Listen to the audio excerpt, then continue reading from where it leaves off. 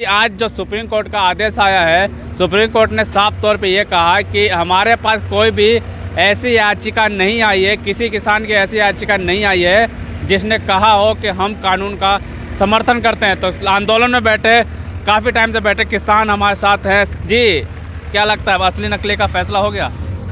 देश की सर्वोच्च अदालत ने अपने फैसले में ये तो साबित कर ही दिया है कि जो सड़कों पे आंदोलन कर रहे हैं वो देश के लाल, देश के सपूत, राष्ट्रवादी असली किसान हैं और वो अपनी सही और वाजिब मांगों को लेकर सड़कों पे बैठे हुए हैं। जो केंद्र सरकार ने ज़बरदस्ती से संसद के पिछले दरवाजे से बनाकर 3 काले कानून हमारी भारत की कृषि व्यवस्था को छिन्न भिन्न करने के लिए थोपे थे, उसको रद्द कराने के लिए वो सही तरीके से बैठे हुए हैं। और प्रोटेस्ट सबका अधिकार है, आंदोलन सबका अधिकार है, संवैधानिक अधिकार है हमारा, और सरकार देश के नागरिकों के साथ सौतेला व्यवहार ना करे।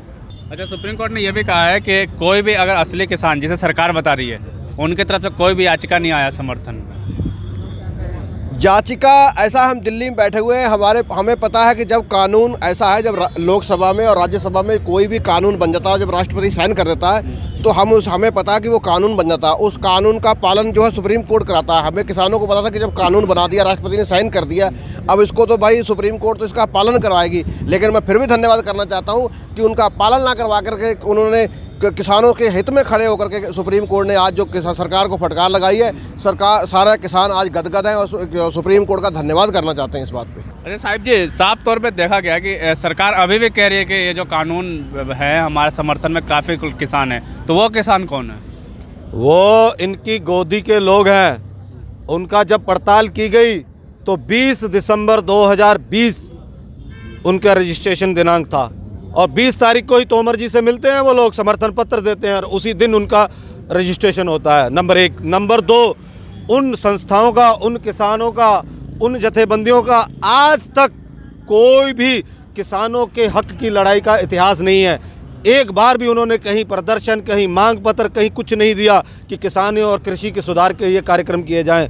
वो कुकुरमुत्ते की तरह इस कृषि आंदोलन में जब किसान प्रोटेस्ट पे बैठे थे 3 काले कानूनों के खिलाफ, तो वो कुकुरमुत्ते की तरह 20 दिसंबर को होकर आए और एक पत्र जो सरकार ने उनको छाप के दिया था वो सरकार को सौंप के चले गए। वो नकली किसान थे, असली तो सड़कों पे बैठे हैं, जिनको आज सर्टिफिकेट भारत की सर्वोच्च अदालत ने भी दे दिया है। ये सम्मान निधि जो चिक चिक के दी, करोड़ों रुपए खर्च किया गया प्रचार में, अब वो किसानों से वापस मंगाया जा रहा है, लिस्ट बना दी। अब देखो, किसान को 2000 रुपया दिया तो कितना ऐड पे खर्च करा, चैनल वालों को खर्च किया, तमाम दुनिया को दिखाया कि हम इनको 20,000 करोड़ रुपया दे रहे हैं किसानों को।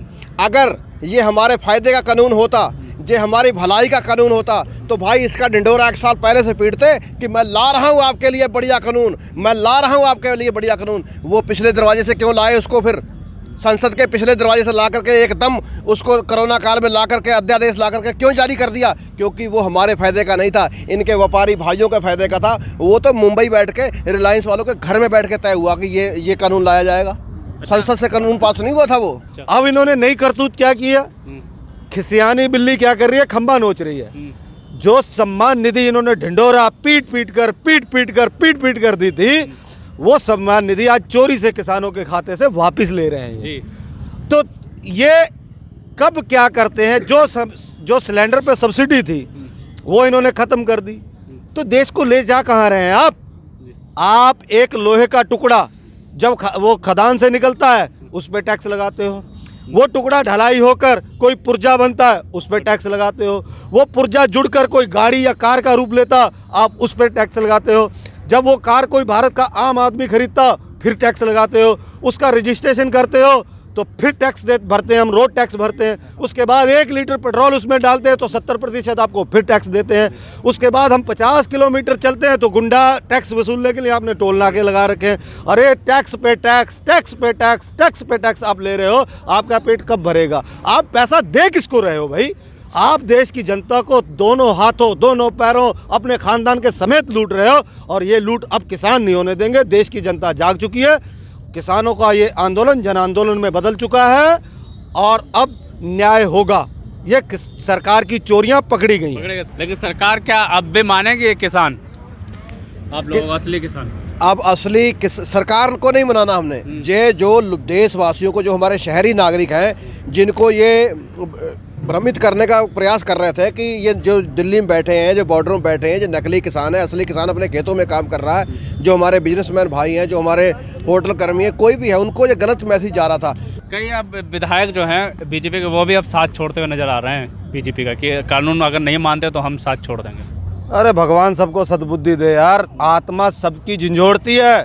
शाम को जब आदमी आराम करने के लिए बिस्तर पे लेटता है तो उसके दिन भर के कर्मों का हिसाब उसकी आत्मा लेती है। तो जिसकी आत्मा जाग चुकी है वो तो बहुत खुशी की बात है।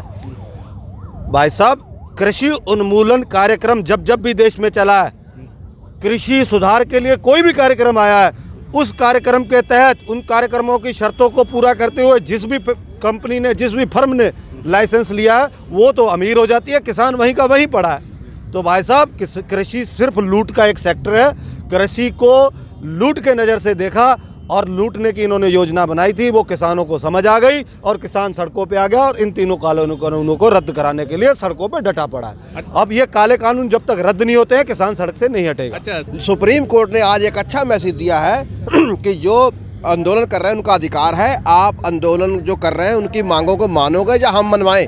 ये सुप्रीम कोर्ट ने हमारी सच्चाई पर एक मोहर लगा करके और बहुत ही अच्छा किया। हम सुप्रीम कोर्ट का धन्यवाद करना चाहेंगे। कृषि मंत्री का बयान आया है कि सुप्रीम कोर्ट का जो फैसला होगा हम मानेंगे, तो क्या लगता है मानेंगे? मत माने, अरे मत माने, क्यों मानेंगे? अब सुप्रीम कोर्ट भी को भी कहें कि देश के सारे किसान हमारे साथ हैं, सुप्रीम कोर्ट भी नकली है, उसको भी बोल दें, क्योंकि ये अनपढ़ लोगों की फौज संसद में जाकर बैठ गई है। अनपढ़, कोरे अनपढ़, फर्जी डिग्रियों के सहारे ये संसद में बैठे हुए हैं। ये किसी को कब क्या बोल दें, पता नहीं कौन से नशे में चूर हैं ये, किस व्यक्ति को कब क्या बोल दें, इनका कोई भरोसा नहीं है। हो सकता है हमें अचंभा नहीं होगा जिस दिन ये भी कह दें कि जो सुप्रीम कोर्ट है वो भी नकली, असली सुप्रीम कोर्ट ने तो ये आदेश ही नहीं किया है। अच्छा, ये कोई अचंभे वाली बात नहीं है।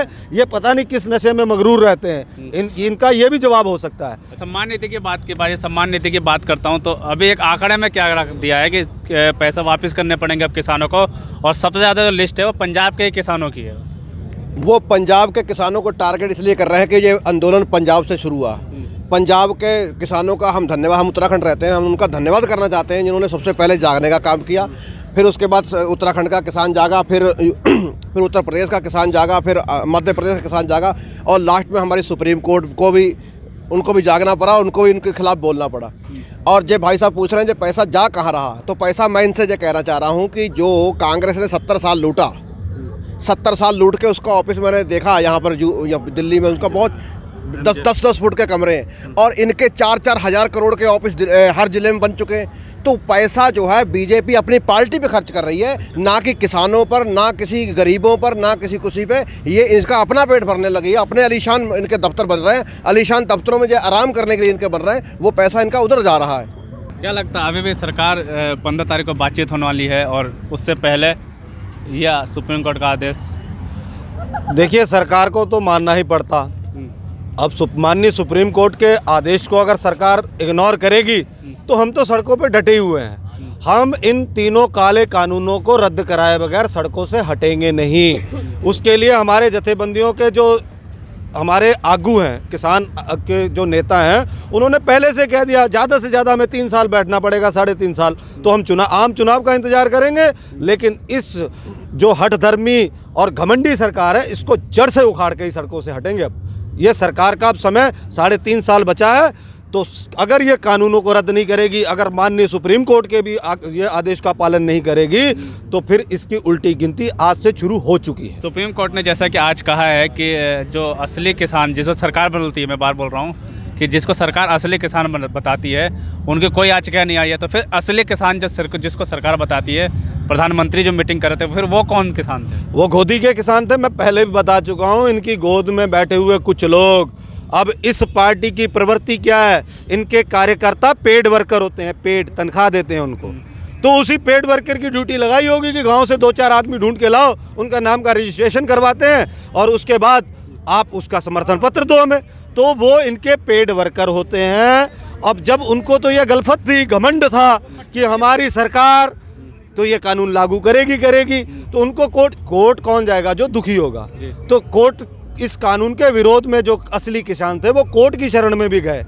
तो उसमें अगर सुप्रीम कोर्ट ने अगर टिप्पणी की है तो हम लोग सुप्रीम कोर्ट का दिल की गहराइयों से धन्यवाद करते हैं। धन्यवाद करते हैं। बिल्कुल साफ तौर पे देखा किसान हमारे साथ थे और साफ तौर पे यही कहना है कि जो लोग यहाँ पे बैठे हुए आंदोलन में किसानों को नकली बता रहे थे, उनके मुंह पे सुप्रीम कोर्ट ने एक करारा तमाचा मारा है और साफ तौर पे ये कहा है कि कोई भी किसान जो है जिसको सरकार असली बता रही थी, उनका कोई भी याचिका सुप्रीम कोर्ट नहीं आया है। तो साफ तौर पे और सुप्रीम कोर्ट ने यह भी कहा है कि केंद्र सरकार को बहुत टाइम दे दिया है, अब जल्द से जल्द जो है ये कानून को रद्द करे। लाइव टीवी, सच सबसे आगे।